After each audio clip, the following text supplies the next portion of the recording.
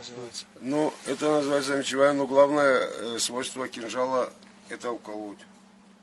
У чеченцев запрещено было колоть, они только рубили, огромными вот такими. Есть, да, у них кинжал большой. Огромный, Да. как меч. На Кавказе Это рубящий самый кинжал. большой кинжал это ингушский.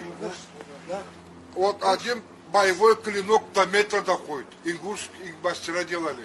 На Кавказе он самый рубящий. большой Он кинжал. рубящий, да? Да. Каракама. Ингушский каракама. Карахама. Рубящий клинок 1 метр. Самый большой. Без рукояти. В КБГУ, когда я учился, там в Кувшине один такой был клинок. Я его помню. Да. Един, там еще полумесяц. Ингушские мастера делали только такие большие кинжалы. Ну вот ингуши сюда приходят иногда в форме. Так. Вот они, у них точно такой кинжал, вот он как говорит. Кинжал он огромный, понимаешь? Да. Настоящий да. боевой кинжал. И они тоже говорят, что это кинжал рубящий. Это старый меч, который потом превратился в кинжал, но они укорачивать не захотели. Абсолютно верно, как меч. Как меч. Да. Ну не Вот зря там вот такой поговорка. огромный кинжал. Ингуш с ножом страшнее танка. Поэтому кинжал ингушский впечатляет. Они такими кинжалами на шашки ходили, потому что там метр.